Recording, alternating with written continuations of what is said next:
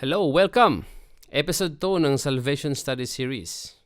Are we sinners because we sin or do we sin because we are sinners?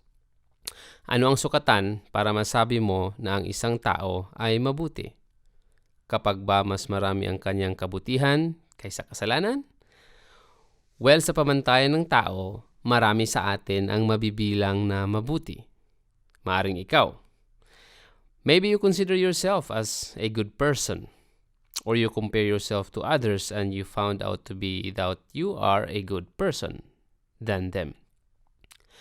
Subalit, subukan natin ang ating mga sarili sa pamantayan ng Diyos. Sa tingin mo ba ay aabot tayo sa pamantayan ng Diyos? Napakahalaga po ito dahil sa darating na paghuhukom ay i-judge tayo based on God's standard and not on human standard. At tinignan ng Diyos ang buong sangkatauhan. Ano ang kanyang verdict? Balik tayo sa Romans 3:10. Ang sabi niya, no one is righteous, not even one. This is a sad verdict, mga kapatid. When he searched all the world, what did he found out? No one is righteous. No, not one. Well, you can be a righteous person if you obey the law, yung utos ng Diyos. Pero sa tingin mo ba ay nasunod mo ang kautusan ng Diyos? If tayo ay haharap ngayon at tayo ay huhukman based sa kanyang mga utos, ano ang ating plea? Are we guilty or not guilty? Well, I don't know with you, but for me, I'm guilty. So guilty. Let us examine, mga kapatid, yung few of His commandments. Few na lang, huwag na lang lahat. And let us see how are we doing. Commandment number 1, sabi ng Panginoon, you shall have no other gods before me, based on Exodus 20 verse 3. Wala daw tayo dapat ibang Diyos maliban sa Kanya. Well, pwede nating sabihin na Christian naman ako. Wala akong ibang Diyos maliban kay Jesus. The question is this: are we living our lives in such a way that Jesus is seen in our lives? Nakikita ba ang Diyos sa ating mga buhay? Kung ano po ang ating pinagkakaabalahan, pinagugulan ng ating oras, resources, money, attention, yun ang ating sinasamba at yun ang ating Diyos. Kadalasan nga, struggle pa sa atin yung pagsisimba. Pinipilit mo pa upang magsamba dahil meron tayong ibang priority sa buhay. Next, sabi niya, you shall not make for yourself an idol in the form of anything in heaven above or on the earth beneath or in the waters below. You shall not bow down to them or worship them. For I, the Lord your God, am a jealous God, punishing the children for the sin of the fathers to the third and fourth generation of those who hate me, but showing love to 1,000 generations of those who love me and keep my commandments. Alam niyo kung ano ang ibig sabihin ng idol? It's an image representing a god made by human hands. Ang mga Israelita kasi noon, they are prone to worship these idols. Kasi yung mga karatig bansa nila, idols ang sinasamba. Egypt, they have their own idols. Palestinian, they have their own idols. Mga statwa. Okay? Amorites, Moabites, they have their own idols, mga kapatid. Minsan nga, the war between nations is the war between gods. Yun yung kanilang pagtingin. Subalit, they did not know that there's only one God all over the universe. Ito si Yahweh na tinatawag sa Old Testament. Ang tunay na Diyos sa buong sanlibutan. Siya ay hindi nakikita, pinapamalas lang niya ang kanyang presensya at kanyang kapangyarihan. But He is a relational God. He reveals Himself to those who seek Him. Now, when Paul went to Athens in Acts 17, let us read the account in Acts 17, verse 16. Now, while Paul was waiting for them at Athens, his spirit was being provoked within him as he was observing the city full of idols. Paul stood in the midst of the Areopagus and said, "Men of Athens, I observe that you are very religious in all respects. For while I was passing through and examining the objects of your worship, I also found an altar with this inscription, to an unknown God. Therefore, what you worship in ignorance, this I proclaim to you. The God who made the world and all things in it, since He is Lord of heaven and earth, does not dwell in temples made with hands, nor is He served by human hands as though He needed anything, since He Himself gives to all people life and breath and all things. And He made from one man every nation of mankind to live on all the face of the earth, having determined their appointed time and the boundaries of their habitation, that they would seek God, if perhaps they might grope for Him and find Him, though who He is not far from each one of us. For in Him we live and move and exist, as even some of your own poets have said, for we also are His children. Being then the children of God, we ought not to think that the divine nature is like gold or silver or stone, an image formed by the art and thought of men. Therefore, having overlooked the times of ignorance, God is now declaring to all men that all people everywhere should repent, because He has fixed a day in which He will judge the world in righteousness through a man whom He has appointed, having furnished proof to all men by raising Him from the dead." He's talking about Jesus Christ, mga kapatid. The point of Paul is this: these people need to know the real God, Jesus, and not the gods that they are making by their own hands. The real God is not made, rather He made all things, and all things comes from Him. In Psalms 115, God mocked these idols. Their idols are silver and gold, made by the hands of men. They have mouths but cannot speak. They have eyes but cannot see. They have ears but cannot hear. They have noses but cannot smell.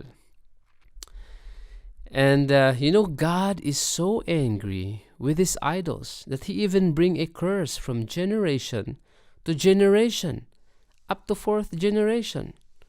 Ibig sabihin, sa kaapu-apuhan mo, if you are practicing these things, yung curse na yan, bababa yan sa iyong mga apo.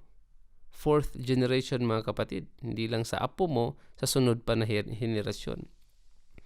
Because, God is so angry with these idols, mga kapatid. Like, how dare we humans, created by God, turn to images made by human hands? Stationary images na hindi makagalaw, hindi makapagsalita. And we turn to it and we call it worship, when in fact, in John chapter 4, it says, "Those who worship God shall worship in spirit," that means hindi nakikita, "and in truth," sa katotohanan, based sa biblical standards, mga kapatid. Now, ano pang ibang law ng Panginoon? Well, there's a few na kailangan nating i-touch. Sabi ni Jesus, "You have heard it said, thou shalt not murder." Well, pag tatanungin mo yung ordinaryong tao, you'll say, "Oh, well, hindi naman ako nakapatay. I avoid that. It's a very, very hard sin to do, and that's a great sin, so I will not go there. But look at what Jesus said. Sabi ng Panginoon, "But I say to you, anyone who hates his brother commits murder." Wow. Anyone who hates his brother, I mean, anyone who hates his neighbor, as we may add, anyone who hates someone commits murder. Have you hated anyone before? If yes, ano ang tawag sa atin? Sabi pa ng Panginoon, "You have heard it said, thou shalt not commit adultery." Some people would say, "Oh no, that's very hard. I think I'm a moral person. I will not do that. I will not cheat on my wife. Mahirap yan. I don't want to destroy my family." But Jesus said, listen to this. If anyone looks at a woman with a lustful intention, mga kapatid, he commits adultery in his heart.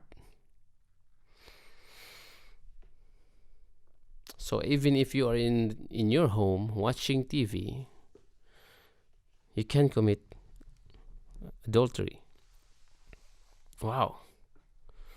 So breaking the law is not only actually doing it, but even if you don't move a muscle, you can break the law. Jesus is elevating the meaning of this law, that it's not just external, but it is more on the heart. Wow.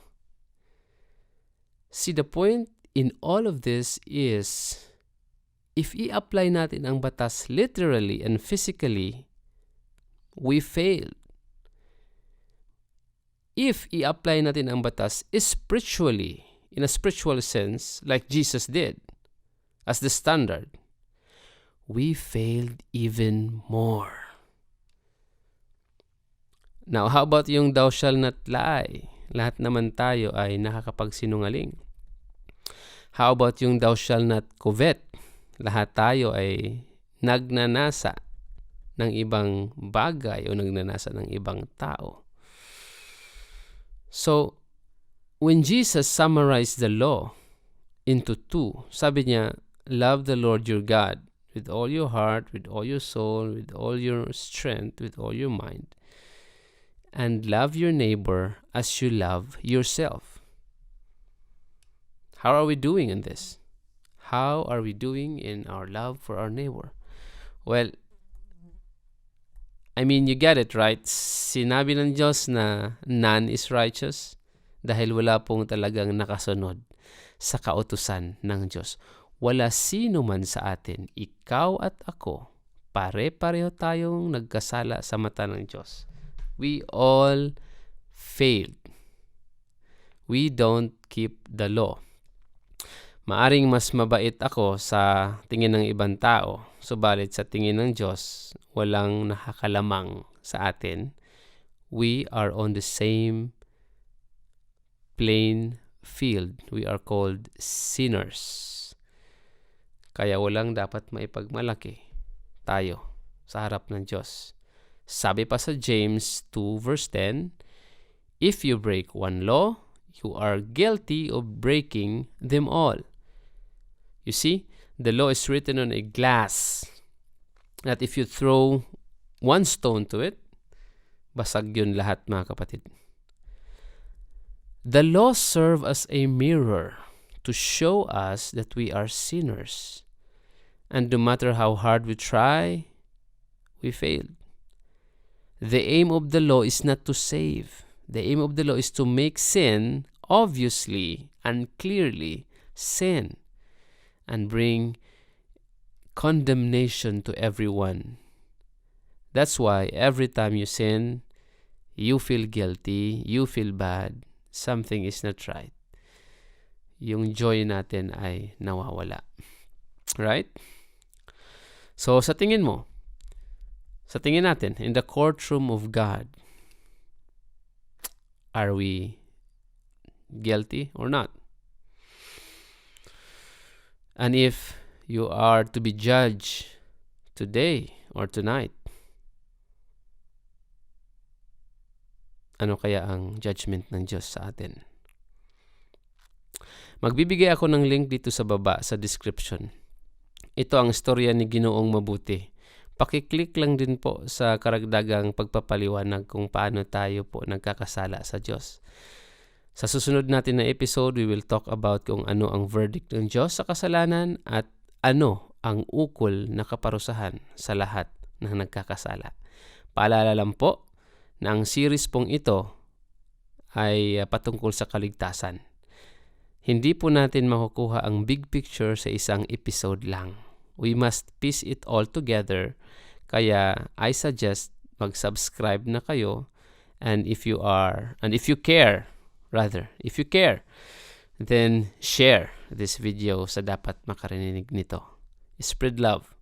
Until next time, God bless.